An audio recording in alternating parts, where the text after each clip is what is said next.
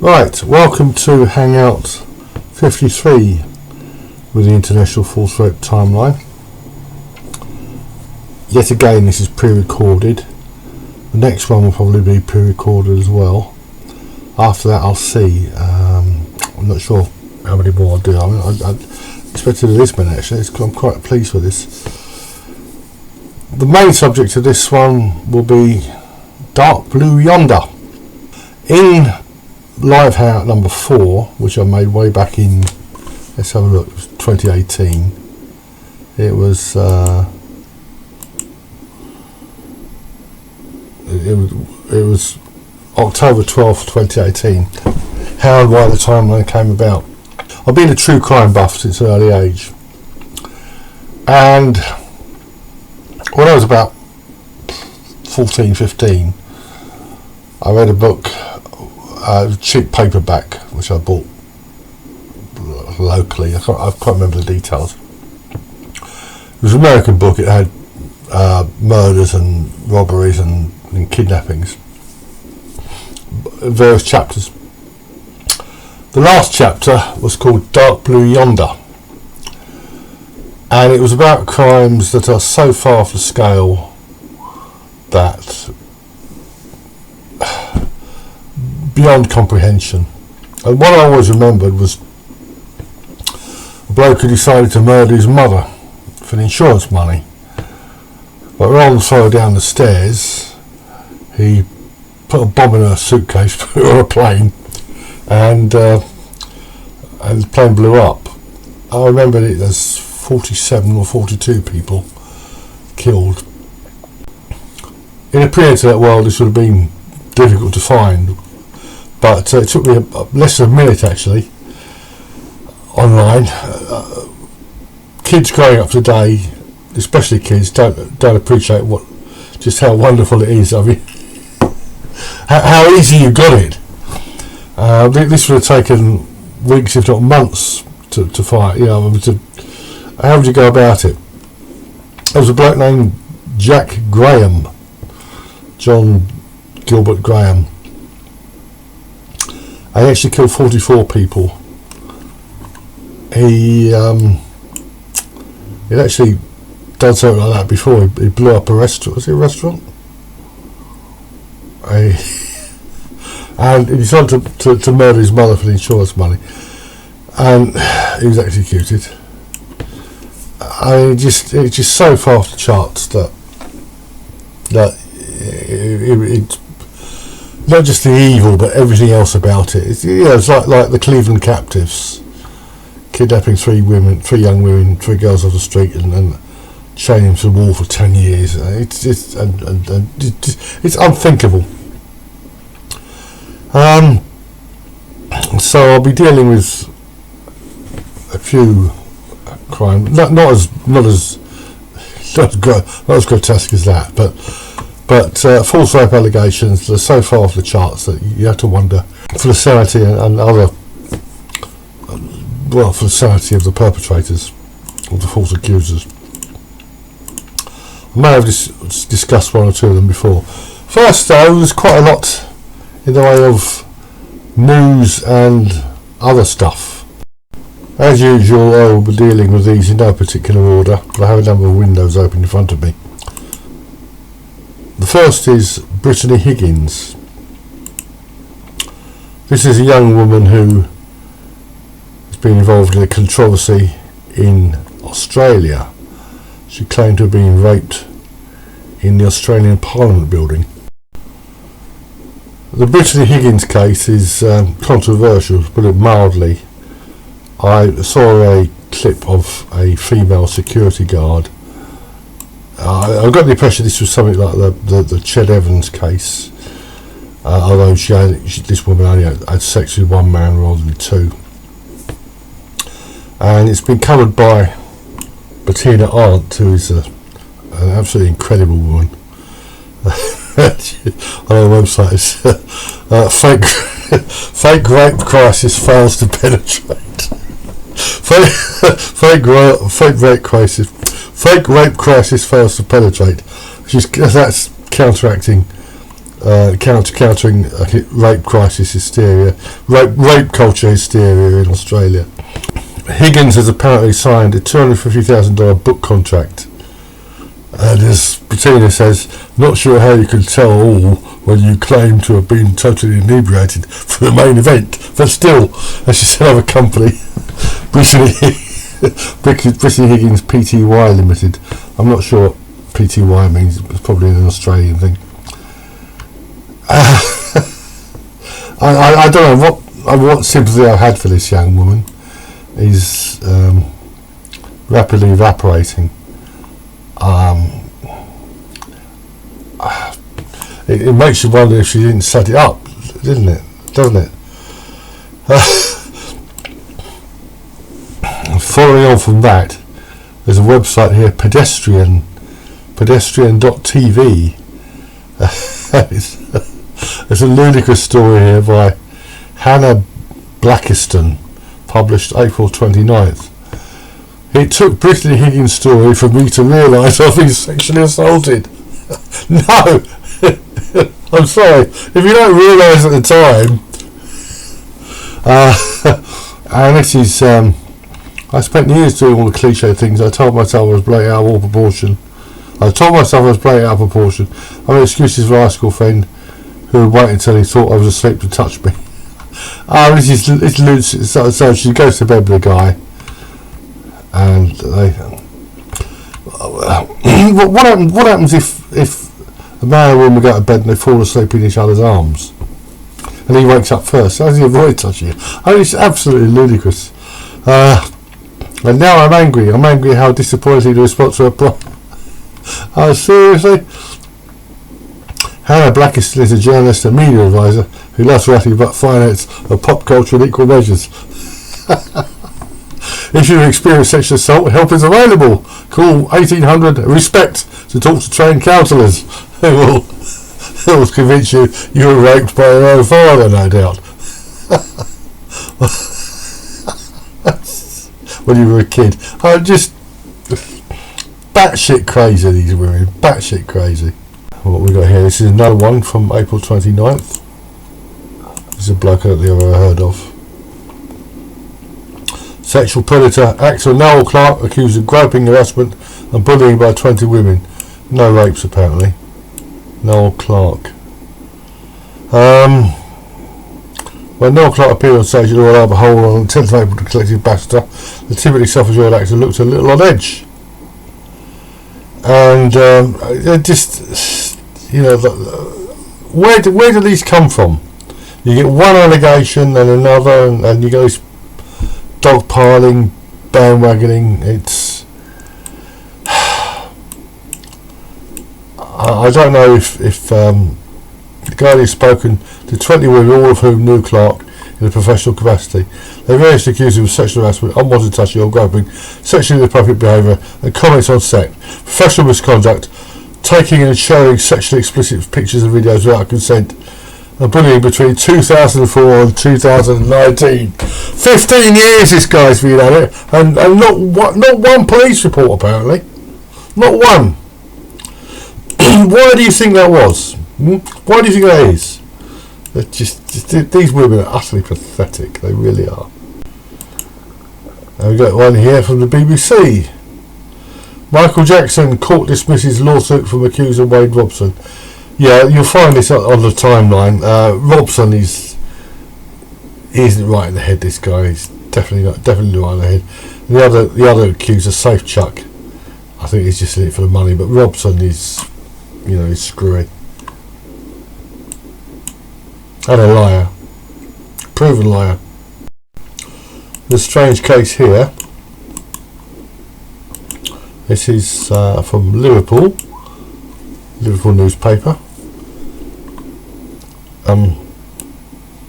Down of 4 boys in bathroom, collapses in dock. Mate offered chocolate to boy A before he invited him into his house, raping him in a bathroom and a nearby field.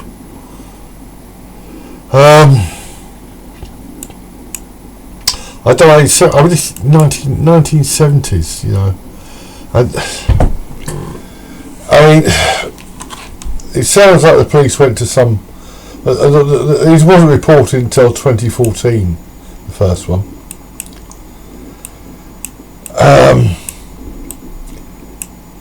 It sounds like they went to some lengths to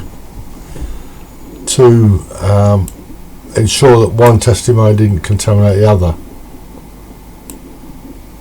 But I don't know, it just these sort of cases, I mean, I don't know. He doesn't appear to be a homo either. So he previously one of these accusers, he previously told his sister about the abuse 30 years earlier. He also mentioned it in a letter to police in 2014. I just don't know. We've got the usual pathetic. In a victim statement, man A now, who attended the sentencing, said the abuse destroyed his life. He described how he turned to drugs because he needed not to remember. The child admitted was convicted of wounding in age 15 in 1976. He threw a bike cog at a girl's face, leading to be put in care. Obviously, that's nasty, but you can't judge a 15-year-old. Merritt was recently convicted of a racially aggravated public order offence in 2015. The court heard he had character references to his wife, adult son, and 2 adult daughters. Well, yeah, I should imagine so. Sentenced to Recorder Harris, jailing for 8 years. He will serve at least 6 years in prison before he was released on licence. So, I really don't know. I mean, it's just... people have done things to me when I was younger, which, I've been physically assaulted by other kids and by adults on occasion. It was like that in the 1960s. You talk back to an adult, you've got a smack around the head. But this sort of thing is just... I mean, would I take... At some point you've got to let things go, but did these things actually happen?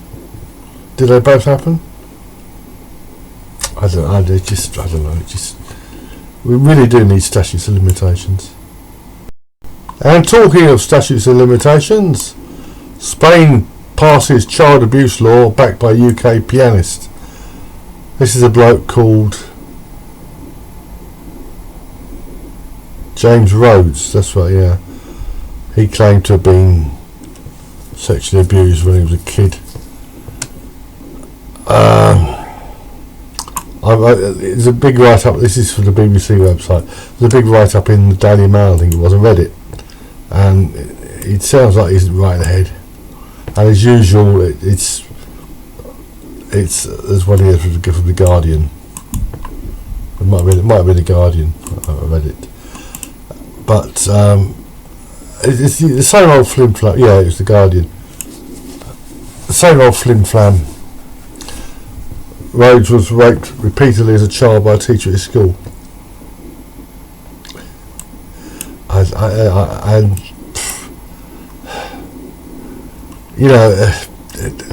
These people, they focus on these events, whether or not they happened, or maybe they're greatly exaggerated, and they claim it destroyed their lives.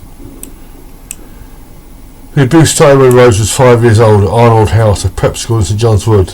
He left the school when he was 10, by which time he was withdrawn, hypervigilant, ashamed, a different person. He's absolutely forensic on the aftermath of sexual abuse. Well, I'm sorry, but if you know anything about, if you study homosexual literature, there's, I can't remember the title, but there's a very good book published by Springer and Verlag on diseases of a homosexual male, and there's other books as well.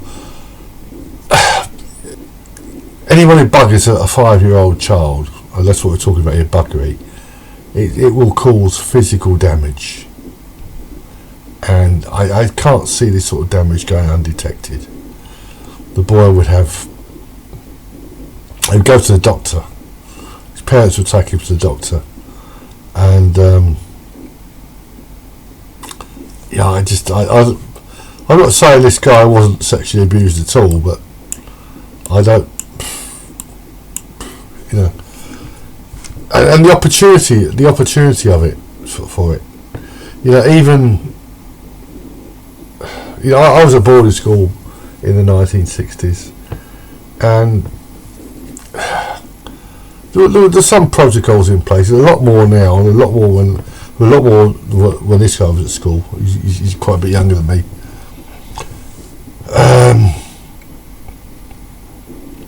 And I don't believe most of these cases. I just don't believe most of them. It does happen, but I just don't believe. I don't believe this bloke. I think he's not right. He's not right in the head, and they're using this to bring in statutes of to abolish statutes of limitations or to extend statutes of limitations in Spain. All wrong. It's all wrong. This is from the Philippines. Makati prosecutors dismiss rape homicide charges versus the carer 11. Apparently 11 men were accused of raping and murdering I think she was a flight attendant or an air hostess, attractive young woman. She was found dead in her bath, and there was a suggestion she was raped. It turns out to have been a tragic but natural death. I think maybe drugs. There's a rather interesting story here. The wife of Andrew Yang, no less. She claims to have been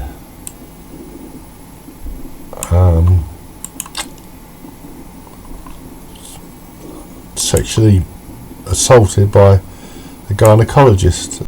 There's a way to stop this sort of thing. That's to have A, female gynecologists, and B, for women who visit the gynaecologist to be chaperoned. I'm surprised that isn't mandated by law. There is actually a video of this. I might add it. But she sounds sincere. But I'm not sure if this is the case of a gynaecologist being accused by someone, and then they come to her. She's misremembered, but I don't know. She sounds sincere. There are ways to avoid this sort of thing. It's like getting, slapped in the face and punched in the gut. The DA's office is meant to protect us, is meant to serve justice, and there was no justice here. Evelyn Yang, the wife of Democratic presidential candidate Andrew Yang, described her own experience to CNN's Dana Bash. She says her assault could have been prevented because Haddon had been arrested before, and Columbia University knew it. Right, you will have noticed I added a clip of Evelyn Yang, Andrew Yang's wife.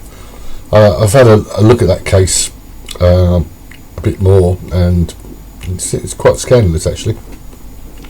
I've no doubt she was subjected to an improper and unnecessary examination.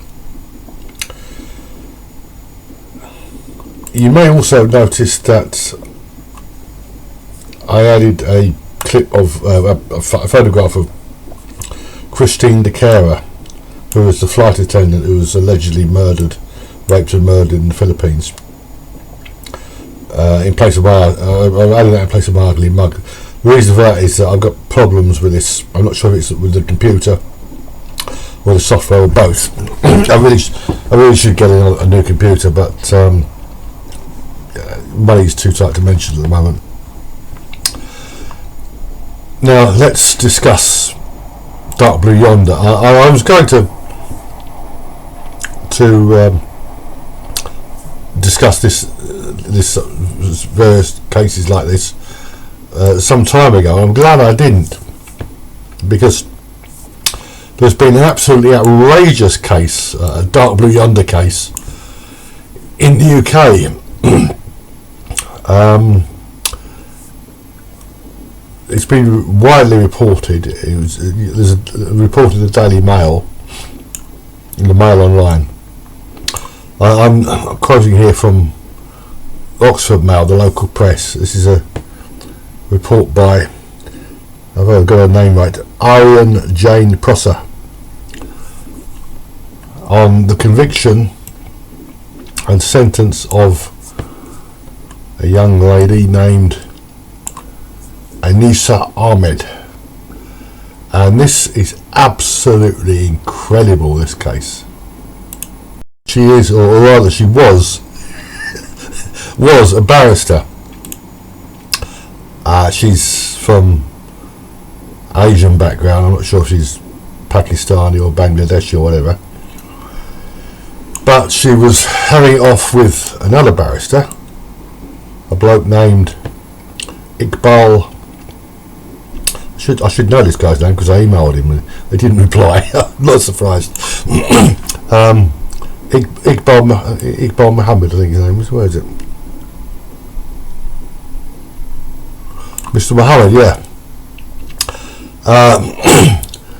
He's married, and she didn't know he was married, or said she didn't know he was married. And I don't know, she might have been a virgin. There is a case in this. There is a case on the timeline. There is a case on the timeline of a young Asian woman who was seduced by a white dude, or had it off with a white dude.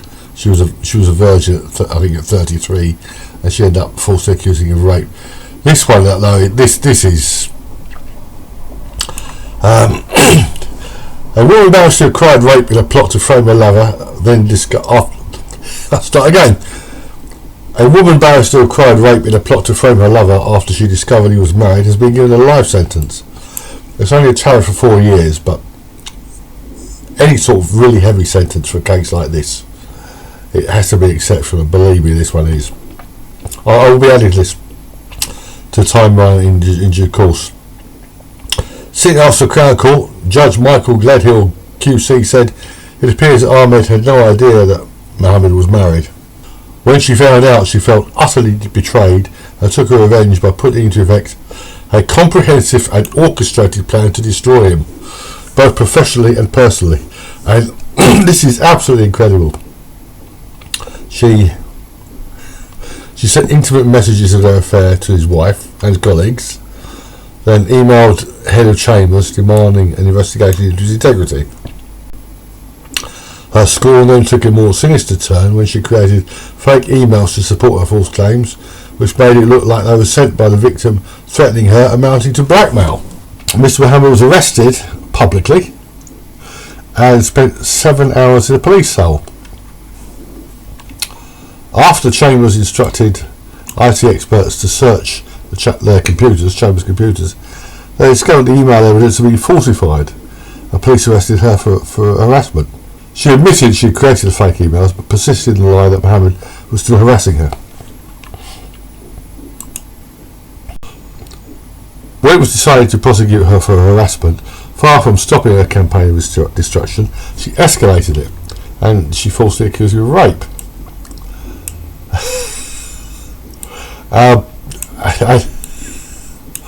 And this is she contacted a former boyfriend, and she persuaded this guy to. This was on July 12th, 2015. Says this is taking a long time to get to court, as one would expect from a case of this complexity, and a not guilty plea. On July 12th, 2015. Police received an emergency call to attend a seriously injured woman in a car parked on the side of the road, on the side of a road. She had a horrific wound to her thigh. She was able to give a detailed account of what happened. She blamed it on him, and she got a former boyfriend to do it. So I don't. Maybe she was a virgin, maybe not. But it's just absolutely the mitigation. It said she'd lost her career. Yeah, you could say that. You could say she lost her career. Wearing a religious headdress, she was given discretionary life sentence. Yeah. I've got a good idea she was actually a virgin, and she's really this guy really went to her head. There's quite a lot of comments here. There were I've got up to, there's about 24, I think, on April the 20th, when the article was published. There's probably a lot more since then. Simon Webb, the historian, a much underrated historian, he discussed this case on his YouTube vlog, and he put it in terms of an Asian thing, or maybe even a Muslim thing. No, this isn't an Asian thing. This is a woman thing. Yeah? This is the madness of women. That will probably actually be my next hangout, the madness of women. But this is madness and then some. This is Dark Yonder, and this is. I mean, I've heard MGTOW talking about some of these guys. They go to the Far East, and they find Filipino women or Thai women or Chinese women. I think they're going to be different. They're bringing them back to the West, and these women start behaving like Western women. No, this is a woman thing. This is the madness of women. And I've said this many times before. Men become serial killers. Women, by and large, don't. Men commit acts of wanton violence. Women, by and large, don't. And there's a clip on the timeline of an interview with Jordan Peterson, in which he discusses this. So this bitch really totally off the planet. This is from the timeline, December 12th, 1978. A bloke named Sabin, who was tried at Coventry Crown Court. He had been having it off with his mother-in-law, and he murdered her for some reason. As he would do. So what does he do next? Well, this is from the front page of the Coventry Evening Telegraph, June 6, 1979. City final. Simulated rape to hide murder claim. A Coventry man killed his mother-in-law and then tried to make it appear that she had been raped. A murder trial jury was told today. Alan Reginald Sabin told police that he had done it to try to cover his tracks. After suffocating her with a pillow, he disarrayed her clothing and simulated a sexual attack. I mean, this guy's only 22 years old, and he'd been having it off with her, apparently. I suppose it's not as bad as having sex with your own mother, but I mean, this is utterly depraved. And would you believe there's a similar case in Northern Ireland? This time it was a woman, Karen Walsh, from 20 years later.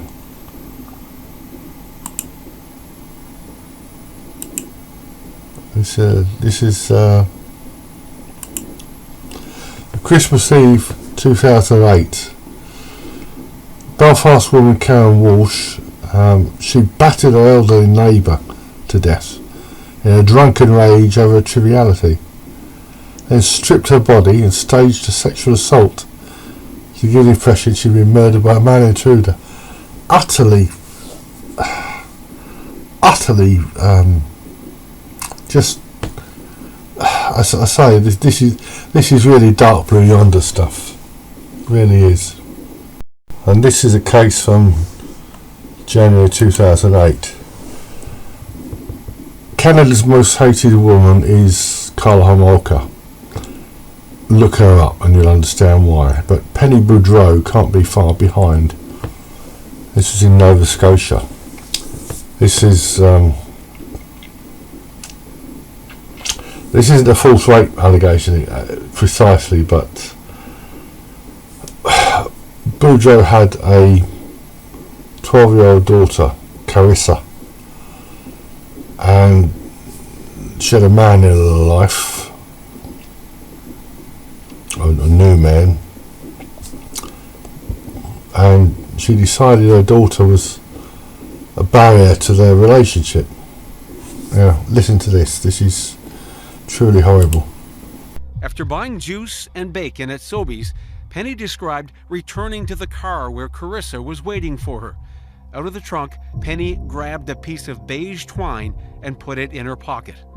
After driving Carissa around, once it was dark, she drove to a secluded spot. They both got out of the car. Penny said she pushed, tackled Carissa, and Carissa fell on her back. The only thing Carissa said to her was, "Mommy, don't." Penny said Carissa was scared. Penny said she was face to face with her daughter, which makes what she did next all the more horrific. Penny used her knees to pin Carissa down, then she strangled her with the twine. Penny told the undercover officer that when there was no more breathing, she dragged Carissa's body and put her in the passenger side of the vehicle, then she drove back into town. Penny then drove to a second location by the river. Some of Carissa's clothing had come off in the process of moving the body, but Penny left her daughter undressed. She felt this would make people think Carissa had been sexually assaulted. She said she rolled Carissa's body over the edge of the bank, knowing that the weather was calling for lots of snow and that she wouldn't be found for a while. Utterly horrific. Monster mother. That's got to be one of the most. And get this, she was actually allowed out of prison a few years later to go to church or something. It is that's from a documentary. Absolutely. I mean, where do they find these women? Where do they come from? These women. Right, Veronica Compton. I've mentioned her before, but I was doing it from memory. I made a bit of a pig's ear of it. I'm not sure how true this is or how far she went. Okay, let's go back to the beginning. Back in the 1970s, there were two men, Kenneth Bianchi and Angela Bono. The story is very thoroughly documented. They were cousins. Technically they weren't cousins because Bianchi was adopted, but his mother sent him to live with Bono in California. And Bono was... He'd been ripped off by a young prostitute named Yolanda Washington. He wanted revenge, so they duped her, got her into their car, and they were going to beat her up, maybe rape her, but they ended up killing her, and they got a taste for it, and they murdered 10 women altogether, starting with prostitutes and moving on to decent women. 10 women in California. These girls were kidnapped or duped, kidnapped on the street or duped into getting into the car with them or whatever.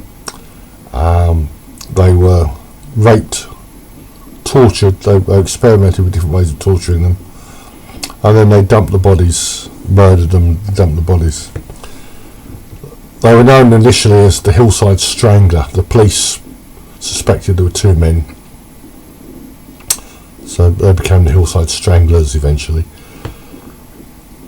Bianchi was a bit of a loose cannon, and Angelo was afraid he'd give the game away. He was doing all sorts of stupid things, like ride along to police cars.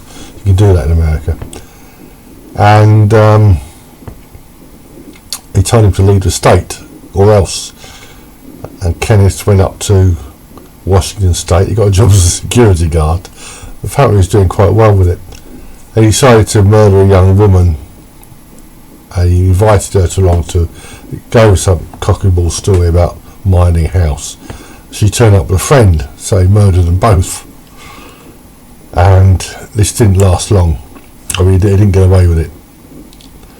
And he ended up, because he had, when he was arrested, he had a California driving license on him, and eventually, it's a long story. It's all thoroughly documented. But when Bianchi was on remand, he met a woman named Veronica Compton, and this woman is, she is one sick puppy. And the story is that she attempted, the idea was this was before DNA came in, the idea was to perform a copycat murder to make it look as though Bianchi was innocent. So it says the various accounts that Bianchi smuggled a surgical glove, he jerked off into a surgical glove, smuggled semen to her, and the idea was that she would murder some unfortunate younger women and use the semen to this is utterly I say dark blue yonder and then some. I've been looking in Newsbank, which is more reliable there's all sorts of stuff online, but the first mention I can find of the semen in Newsbank is 2010. So I don't know how true that is, but certainly she tried to murder a young woman, to copycat killer, and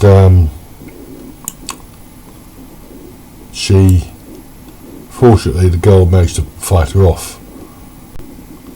Veronica Lynn Compton, the woman accused of a copycat attempted murder as a ploy in the Hillside Stranglers cases, attempted to commit suicide in a jail cell early yesterday. She's one sick puppy anyway. There's quite a lot about her online. She used the name Karen Compton. Usually alias Karen. Compton selected her victim, 26-year-old Kim Breed, in the Bellingham Tavern. I'm not sure where Bellingham is. There's a Bellingham down the road from me. But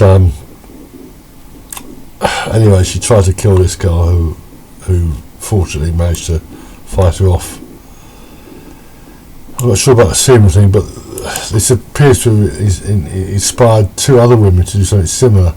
Chloe Kelcher and Shara Carlino both had fascinations with serial killers. I will dig those out sometime and have a look at them and maybe add them to the timeline. Okay, this is the last one. This is on the timeline, and this is one of the sickest,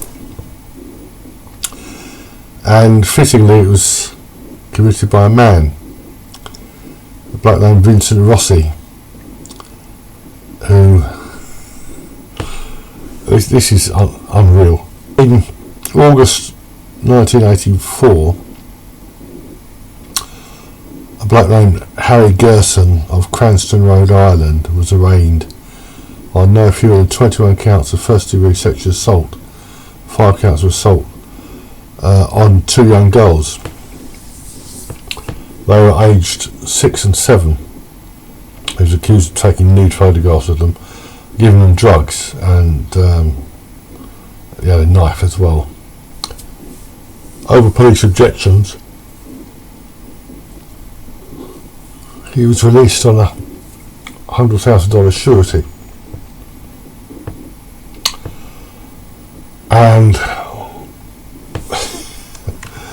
what happened next was he refused to take a polygraph on legal advice. I've covered polygraph. The details of polygraphs on the timeline, the junk science. And on August the 12th, one of the girls told the police that Gerson had tried to entice her into his car. And on October the 8th, she said Gerson had forced her into it, taken her to his home and sexually assaulted her. Well, Gerson didn't have carriage of a vehicle at that time, and he was in such bad shape, but even a 6-year-old girl would have been more than a handful for him.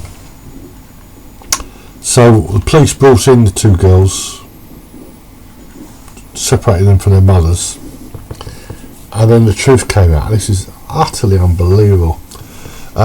Rossi put them up to it.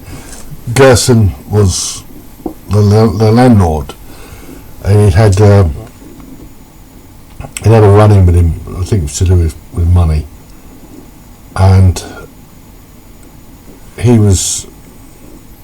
just recently married the mother of one of these girls, so he was a stepfather, and in order to ensure they gave convincing testimony, need I go on? It's on the timeline anyway. It's under August the 25th, 1984. He ended up getting a 20-year sentence for sexual assault, a 10-year sentence for his other crimes to run consecutively, and not a day too much. This is quite extraordinary. Let's say this is out of the dark blue yonder. There's actually similar cases on the timeline of people who've gone to extraordinary lengths, men as well as women, to frame innocent men. And of course this happens in a non-sexual setting as well. So that's dark blue yonder. I've added a few things to the timeline recently. I'll be adding a few more over the next month or so. We've got to renew the domain at some point this year, and pay for further disk space. So anyway, that's the latest hangout. Anyone wants to send me any material? I've had a few people contact me for various matters, which I won't go into here, but one or two have been very helpful, and I will see you again at some point, hopefully in the not too distant future. It'll probably be something like the madness of women, which people will know what that is.